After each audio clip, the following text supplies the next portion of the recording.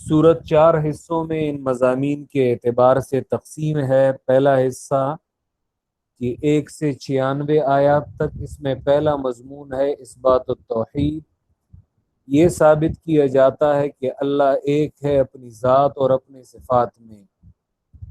دوسرا حصہ آیت نمبر 97 سے 176 تک، دوسرے حصے کا مضمون ہے اثبات الرسالہ، کہ اللہ کے رسول صلی اللہ علیہ وسلم پر جو اعتراضات مخالفین کی جانب سے کیے گئے ہیں ان کا دفاع کیا گیا ہے اور ان اعتراضات کے جوابات دیے گئے ہیں۔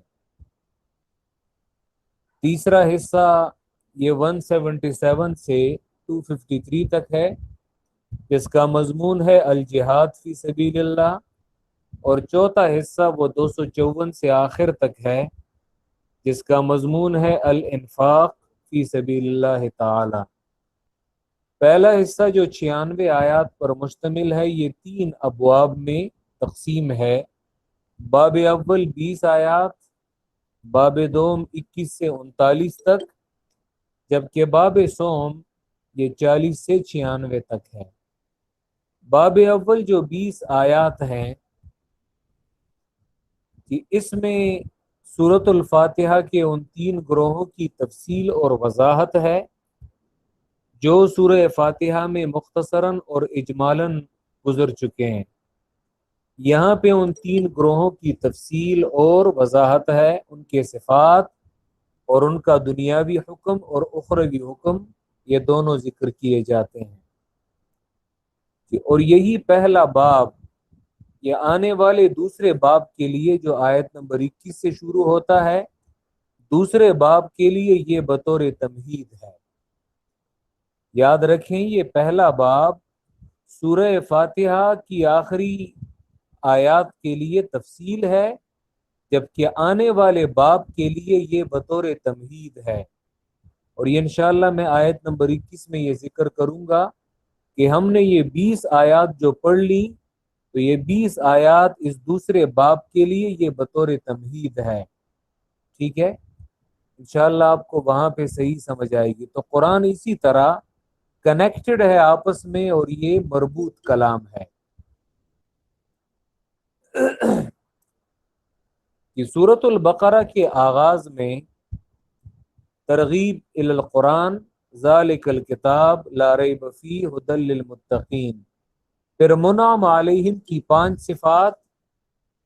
پہلی صفت الذین یؤمنون بالغیب، دوسری صفت ویقیمون الصلاۃ، تیسری صفت ومما رزقناہم ینفقون، چوتھی صفت والذین یؤمنون بما انزل الیک وما انزل من قبلک، اور 5ویں صفت وبالآخرۃ ہم یوقنون،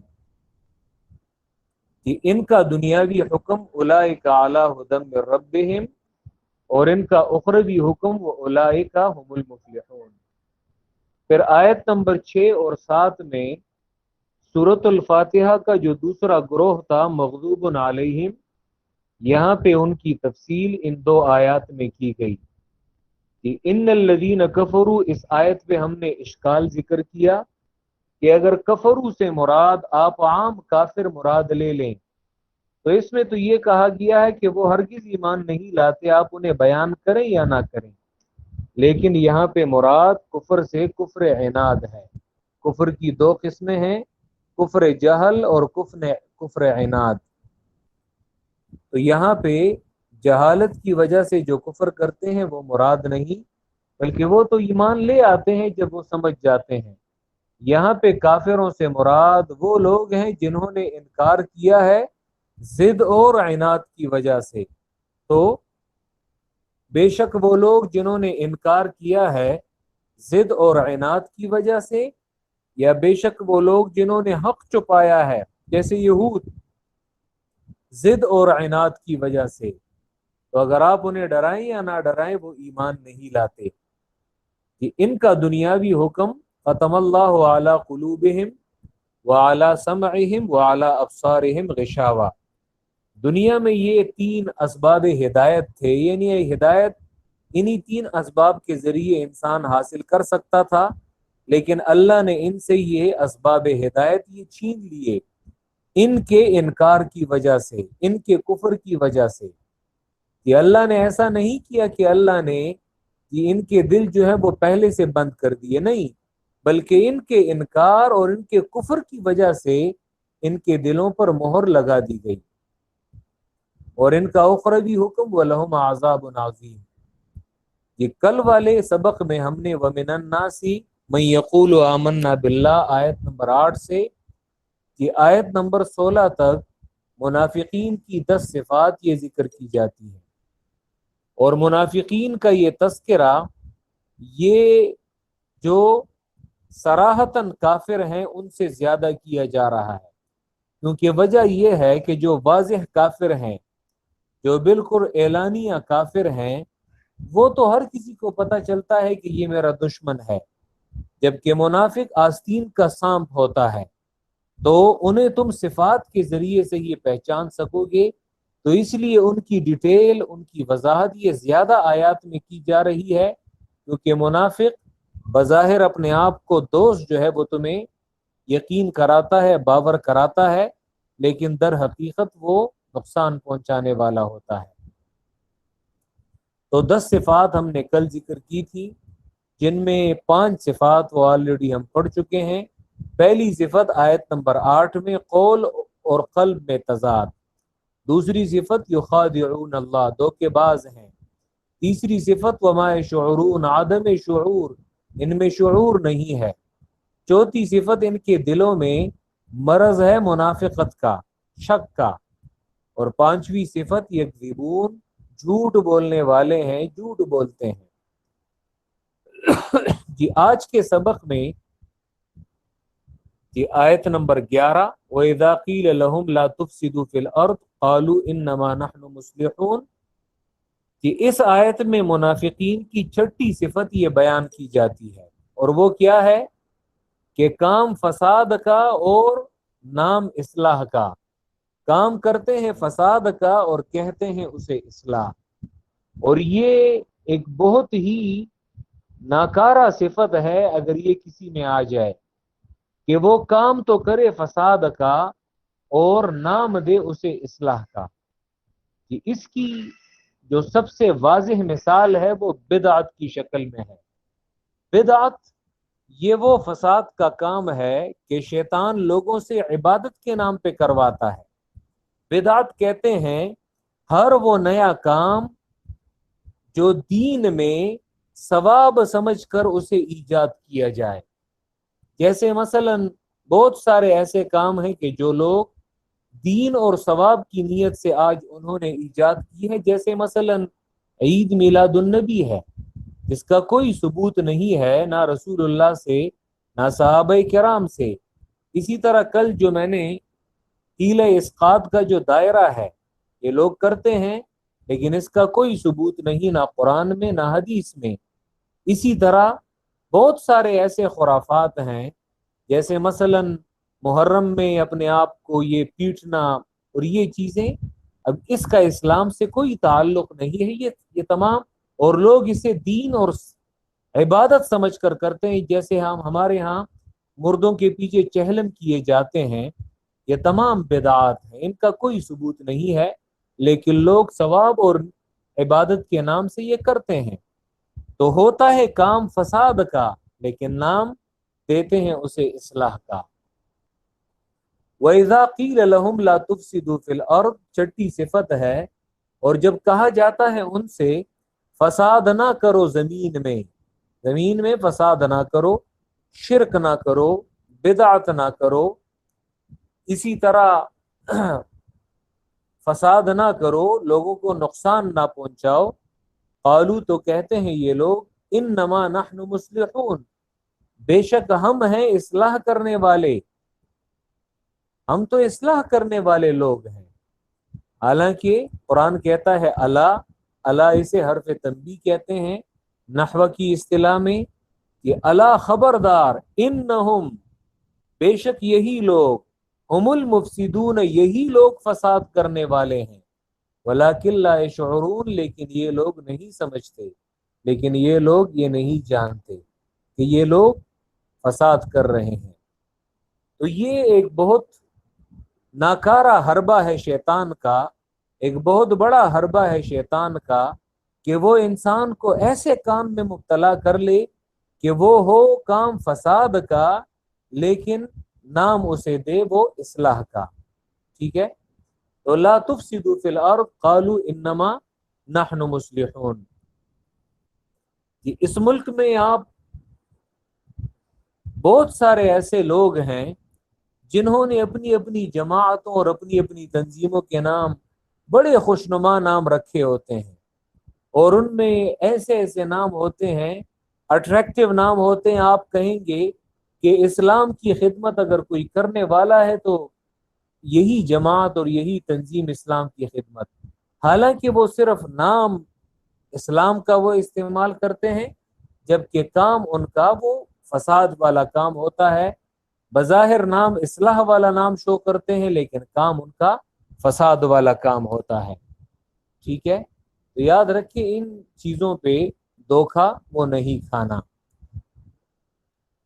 کہ الا انہم هم المفسدون ولکن لا یشعرون، خبردار بے شک یہی لوگ یہی فساد کرنے والے ہیں، ولکن لا یشعرون لیکن یہ لوگ یہ نہیں جانتے کہ یہ تو فساد کا کام کر رہے ہیں۔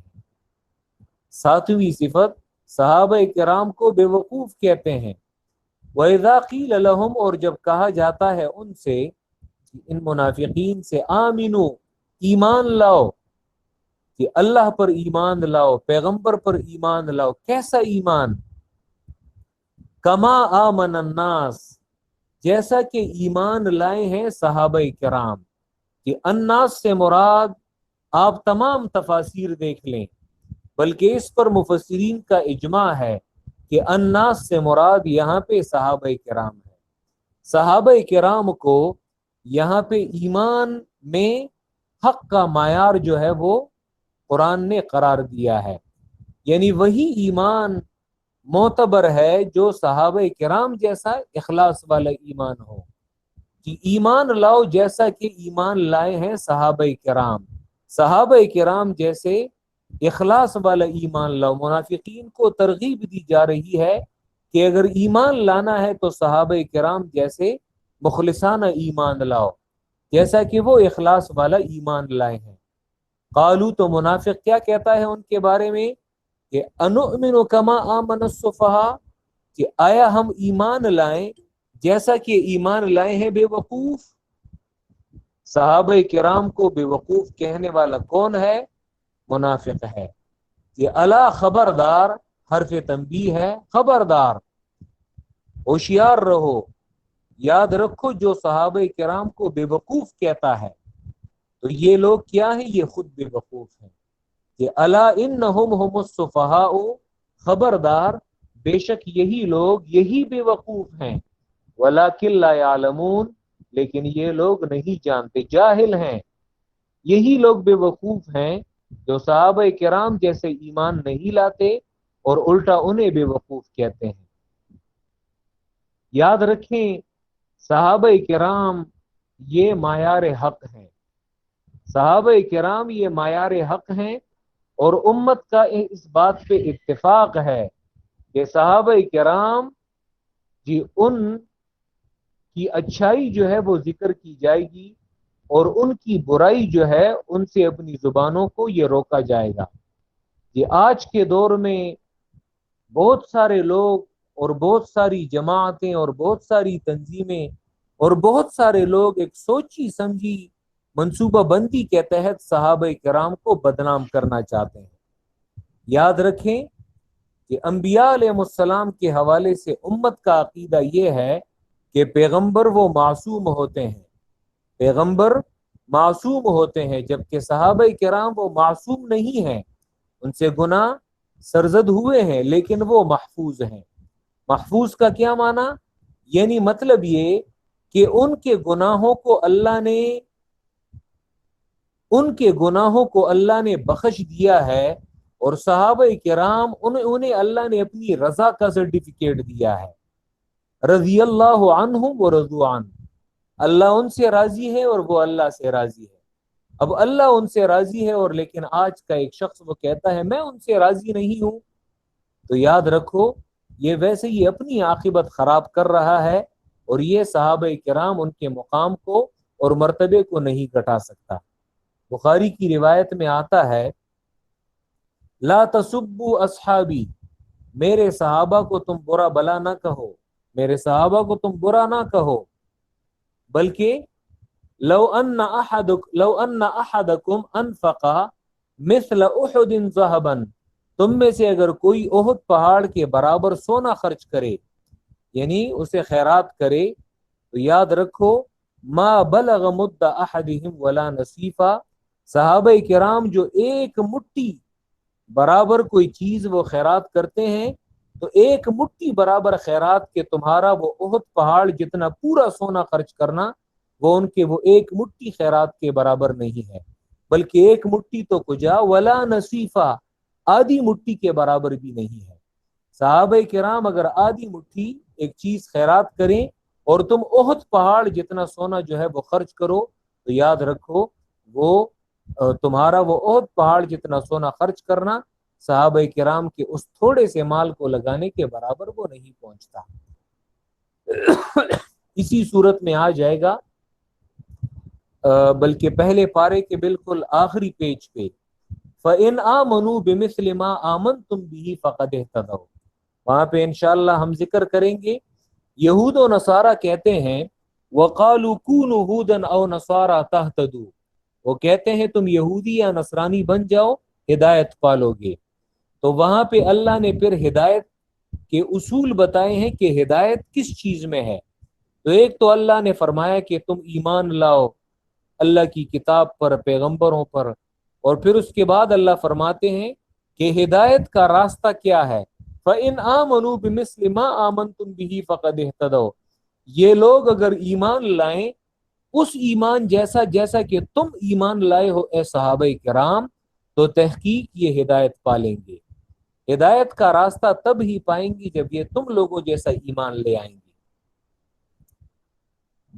ابو داؤد، سنن ابی داؤد میں بعض لوگ صحابہ کرام ان کی برائیوں کو ذکر کرتے ہیں، ان کی برائیاں وہ آج لوگوں کے سامنے وہ گنواتے ہیں، حالانکہ یہ یاد رکھیں کہ ابو داؤد میں ایک روایت آتی ہے کہ جس میں ایک صحابی ہے حضرت ماعز الاسلمی۔ ماعز الاسلمی یہ وہ صحابی ہے کہ جن سے زنا سرزد ہوا تھا۔ میں نے پہلے کہہ دیا کہ صحابہ کرام ان سے گناہ سرزد ہوئے ہیں اور اس سے گناہ سرزد ہوتے ہیں، لیکن یہ اللہ نے انہیں اپنی رضا کا سرٹیفکیٹ دیا ہے کہ میں ان سے راضی ہوں۔ حضرت ماعز الاسلمی رضی اللہ تعالیٰ عنہ ان سے زنا سرزد ہوا تھا، وہ شادی شدہ تھے، وہ آئے اور اللہ کے رسول کے سامنے اپنے آپ کو پیش کیا کہ اللہ کے پیغمبر مجھ سے یہ برا عمل سرزد ہوا ہے اور مجھ پر اللہ کا حکم جاری کر دیں۔ تو اللہ کے رسول صلی اللہ علیہ وسلم نے صحابہ کرام، تفصیلی روایت ہے، صحابہ کرام سے کہا جاؤ اسے لے جاؤ اور اسے رجم کر دو۔ صحابہ کرام اسے ایک میدان میں لے گئے اور اسے وہاں پہ رجم کر دیا کہ اللہ کے رسول خفا ہیں، پریشان ہیں۔ وہ جب نکلے وہاں سے اور پھر اسی صحابی پر سے وہ گزر رہے ہیں، تو اتنے میں ایک دو اور صحابہ کرام ہیں جو آپس میں باتیں کر رہے ہیں، اور ماعز کے بارے میں وہ کہتے ہیں، اب باتیں کرنے والے کون ہیں؟ صحابہ ہیں۔ کس کے بارے میں بات کر رہے ہیں؟ وہ بھی صحابی ہے جو رجم ہوا ہے۔ وہ دو صحابہ آپس میں کہتے ہیں رجم رجم الکلب، یہ ایسے مارا گیا پتھروں سے جیسے کتا مارا جاتا ہے، کتے جیسے مارا گیا۔ رسول اللہ صلی اللہ علیہ وسلم نے ان دو لوگوں کی یہ بات سن لی اور کچھ کہا نہیں، بلکہ تھوڑا سا آگے بڑھے، اور آگے بڑھنے کے بعد وہاں پہ دیکھا کہ ایک گدھا جو ہے وہ مردار پڑا ہوا ہے اور اس کا پیٹ جو ہے وہ پھول چکا ہے، یعنی وہ سویلنگ جو ہے وہ پیٹ اس کا بڑھ چکا ہے۔ اور جب بھی آپ نے دیکھا ہوگا جب کوئی جانور جو ہے وہ مردار ہوتا ہے تو اس کا وہ پیٹ وہ اندر سے بھر جاتا ہے وہ ہوا سے، تو اللہ کے رسول صلی اللہ علیہ وسلم نے دیکھا کہ ایک مردار گدھا جو ہے وہ پڑا ہوا ہے اور اس کا پیٹ وہ پھول چکا ہے، تو پیٹ پھولنے کی وجہ سے اس کی وہ ایک ٹانگ جو ہے وہ، یہ پیچھے والی ٹانگ جو پیچھے ہوتے ہیں وہ یعنی ہوا میں اس طرح معلق ہے کہ اللہ کے رسول نے فرمایا کہ این فلاں فلان و فلان، فلاں فلاں کہاں پہ ہیں؟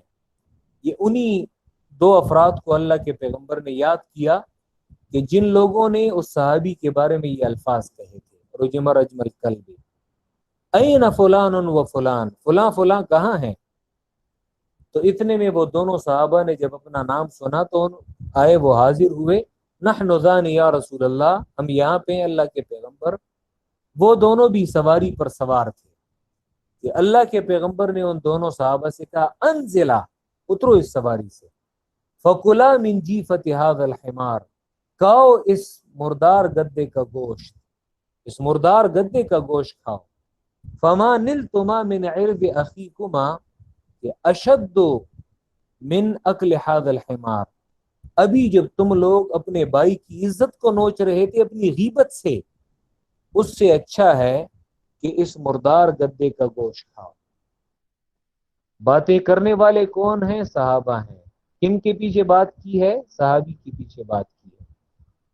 صحابی کو یہ اجازت نہیں کہ وہ کسی دوسرے صحابی کے خلاف ایسی گفتگو کرے، لیکن آج کا مسلمان کہتا ہے نہیں، اللہ نے اپنی رضا کا سرٹیفکیٹ تو دیا ہے، میں اس سے راضی نہیں ہوں، میں حضرت معاویہ رضی اللہ تعالیٰ عنہ اس کی برائیوں کو بیان کروں گا، میں حضرت عمر کی برائیوں کو بیان کروں گا، میں فلاں صحابی کی برائیوں کو بیان کروں گا۔ حالانکہ یاد رکھیں کہ ایک محدث ہیں جس کی حدیث کی کتابوں میں کہ ان کا نام تقریباً ہر حدیث کی کتاب میں موجود ہے، کہ امام ابو زرعہ الدمشقی، کہ ابو زرعہ 264 ہجری میں یہ فوت ہوئے ہیں، امام بخاری 256 ہجری میں فوت ہوئے ہیں، اور ابو زرعہ ان سے 8 سال، یہ تقریباً ہم عصر ہیں امام بخاری کے، اور ابو زرعہ امام بخاری سے 8 سال بعد فوت ہوئے ہیں۔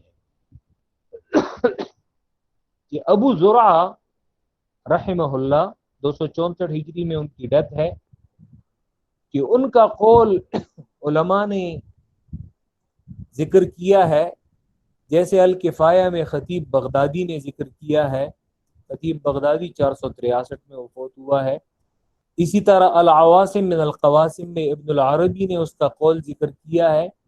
وہ فرماتے ہیں کہ اذا رأیت الرجل، جب تم ایک شخص کو دیکھو، ينتقص احدا من اصحاب رسول اللہ صلی اللہ علیہ وسلم فاعلم انه زندیق، جب تم کسی ایسے شخص کو دیکھو کہ وہ صحابہ کرام میں کسی ایک صحابی کی بھی وہ تنقیص کر رہا ہے، تو جان لو یہ شخص زندیق ہے۔ آپ کو یہ لفظ جو ہے کافی بھاری لگے گا، لیکن وہ اس کی وجہ بیان کرتا ہے۔ وہ کہتا ہے زندیق اس لیے ہے لأن القرآن عندنا حق، اس کی وجہ یہ ہے کیونکہ قرآن ہمارے نزدیک یہ حق کتاب ہے، اس میں کوئی شک نہیں۔ مسلمان قرآن کو حق کتاب سمجھتے ہیں، اللہ کی کتاب سمجھتے ہیں، اور اگر اسے حق کتاب نہیں سمجھتا وہ سرے سے مسلمان ہے ہی نہیں۔ لأن الرسول عندنا حق والقرآن حق، کیونکہ رسول اللہ صلی اللہ علیہ وسلم ہمارے نزدیک ایک حق پیغمبر ہے، قرآن ایک حق کتاب ہے۔ یہ قرآن اور یہ پیغمبر کے اقوال اور فرامین ہم تک کیسے پہنچے ہیں؟ وَإِنَّمَا أَدَّى إِلَيْنَا هَذَا الْقُرْآنَ وَالسُّنَنَ أَصْحَابُ رسول اللہ صلی اللہ علیہ وسلم، اور ہم تک پہنچانے والے اس قرآن اور سنت کو، قرآن اور حدیث کو پہنچانے والے کون ہیں؟ یہی صحابہ ہیں۔ تابعین میں اور رسول اللہ کے درمیان واسطہ کون تھے؟ صحابہ تھے۔ صحابہ کو درمیان میں سے نکال دیں تو آپ اس قرآن اور سنت کو، قرآن اور حدیث کو کیسے ثابت کر سکتے ہیں؟ لیکن یہ جو لوگ صحابہ کرام کی تنقیص کرتے ہیں تو یہ ہماری سند کو نقصان پہنچاتے ہیں، تو وہ فرماتے ہیں وَإِنَّمَا أَدَّى إِلَيْنَا هَذَا الْقُرْآنَ وَالسُّنَنَ أَصْحَابُ رسول اللہ صلی اللہ علیہ وسلم۔ تو جو لوگ پھر ان کی تنقید کرتے ہیں، ان کی برائیاں بیان کرتے ہیں، تو وہ لوگ کیا کرتے ہیں؟ وہ لوگ ہماری سند کو کمزور کرتے ہیں۔ کس لیے؟ لِيُبْطِلُوا الْكِتَابَ وَالسُّنَّةَ، تاکہ وہ قرآن اور حدیث کو باطل کر سکیں۔ صحابہ کرام کو درمیان میں سے نکالنے کی بنیادی وجہ کیا ہے؟ بنیادی وجہ یہ ہے تاکہ قرآن اور حدیث کو باطل کیا جا سکے۔ اسی لیے وہ کہتے ہیں کہ ان لوگوں پر جرا کرنا، ان لوگوں کی برائی بیان کرنا، یہ زیادہ لائق ہے کہ لوگوں کے سامنے ان کی برائی وہ سامنے لائی جا سکے۔ تو اسی لیے صحابہ کرام کا دفاع یہ نہایت ضروری ہے، اور یہ ہم پہ لازم ہے کہ اپنے دین کو بچانے کے لیے، قرآن اور حدیث کو بچانے کے لیے صحابہ کرام کا دفاع یہ ہم پہ ضروری ہے۔ تو یہاں پہ صحابہ کرام کو بے وقوف کہنے والے کون ہیں؟ یہ منافق ہیں کہ الا انہم ہم السفہاء، خبردار بے شک یہ لوگ یہی بے وقوف ہیں، ولکن لا یعلمون، لیکن یہ لوگ نہیں جانتے، یہ لوگ نہیں سمجھتے۔ کہ آج کے لیے اتنا کافی ہے۔ میں دوبارہ ان آیات کا ترجمہ پڑھتا ہوں۔ وَمِنَ النَّاسِ مَن يَقُولُ آمَنَّا بِاللَّهِ، اور بعض لوگوں میں سے وہ ہیں جو کہتے ہیں آمنا باللہ، ہم ایمان لاتے ہیں اللہ پر، وبالیوم الآخر، اور روز آخرت پر، وما هم بمؤمنین، اور نہیں ہے یہ لوگ ایمان لانے والے، بقلوبہم، اپنے دلوں سے، دل سے یہ لوگ ایمان لانے والے نہیں ہیں۔ یخادعون اللہ، دھوکہ دیتے ہیں اللہ کو اپنے خیال میں، اللہ کو اپنے خیال میں دھوکہ دیتے ہیں، اگرچہ دھوکہ دے نہیں سکتے۔ والذین آمنوا، اور ان لوگوں کو دھوکہ دیتے ہیں جو ایمان لائے ہیں۔ ان کی یہ دھوکے کی صفت سورہ نساء میں بھی مذکور ہے کہ ان المنافقین یخادعون اللہ، منافق جو ہیں وہ اللہ کو دھوکہ دیتے ہیں، وہو خادعهم، اور اللہ انہیں ان دھوکے کی سزا دے گا۔ یخادعون اللہ والذین آمنوا وما یخدعون الا انفسهم، اور دھوکہ نہیں دیتے مگر اپنے آپ کو، وما یشعرون، اور ان میں شعور نہیں ہے۔ کل میں نے شعور اور عقل کے درمیان فرق ذکر کیا تھا۔ عقل وہ انجام پہ نظر رکھتی ہے، جبکہ شعور وہ صرف ظاہری سمجھ بوجھ رکھتی ہے۔ اسی لیے جانوروں میں شعور ہوتا ہے، منافق سے شعور کی نفی کی گئی ہے کہ ان میں جانوروں جتنی سمجھ بھی نہیں ہے۔ اب جانور اس پہ آپ بوجھ لاد دیں، جانور کو یہ پتہ نہیں چلتا کہ میں یہ بوجھ کس لیے لے جا رہا ہوں، پتہ نہیں ہے اسے، لیکن جبکہ عقل وہ انجام پہ غور کرتی ہے، وہ انجام کے بارے میں سوچتی ہے کہ میں مثلا اگر یہ کام کروں تو اس کا انجام کیا ہے۔ یہ عقل کی خاصیت ہے۔ فی قلوبہم مرض، علماء کہتے ہیں وخاصۃ العقل النظر فی العواقب، عقل کا خاصہ کیا ہے کہ وہ نتیجے کے بارے میں وہ سوچ بچار کرتی ہے۔ فی قلوبہم مرض، ان کے دلوں میں مرض ہے منافقت کا، فزادہم اللہ مرضا، تو زیادہ کرے اللہ ان کا یہ مرض منافقت کا، وَلَهُمْ عَذَابٌ علیم، اور ان کے لیے دردناک عذاب ہے، بما كانوا یکذبون، بسبب اس کے کہ ہیں یہ جھوٹ بولنے والے۔ جن لوگوں کو میں نے علم الاخلاق پڑھایا ہے تو اس میں صدق اور کذب کی باقاعدہ میں نے تعریفیں اصطلاحی اور لغوی باقاعدہ انہیں ذکر کی ہیں۔ وَإِذَا قِيلَ لَهُمْ لَا تُفْسِدُوا فِي الْأَرْضِ، اور جب کہا جاتا ہے ان سے فساد نہ کرو زمین میں، قالوا، تو وہ کہتے ہیں انما نحن مصلحون، بے شک ہم ہیں اصلاح کرنے والے، کہ الا، خبردار، کسی کی ان میٹھی باتوں سے دھوکہ نہیں کھانا۔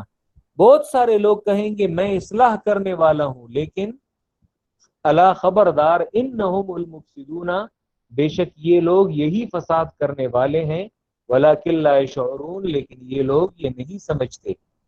وَإِذَا قِيلَ لَهُمْ، اور جب کہا جاتا ہے ان سے آمنو، ایمان لاؤ، توحید پر ایمان لاؤ، رسالت پر ایمان لاؤ، پیغمبر پر ایمان لاؤ، کیسے؟ کما آمن الناس، جیسا کہ ایمان لائے ہیں صحابہ کرام، الناس سے مراد صحابہ کرام۔ قالو تو کہتے ہیں یہ منافق انؤمن آیا ہم ایمان لائیں کما آمن السفہاء جیسا کہ بے وقوف ایمان لائے ہیں تو الا خبردار انہم هم السفہاء بے شک یہ لوگ یہی بے وقوف ہیں ولکن لا یعلمون لیکن یہ لوگ نہیں جانتے یہ جاہل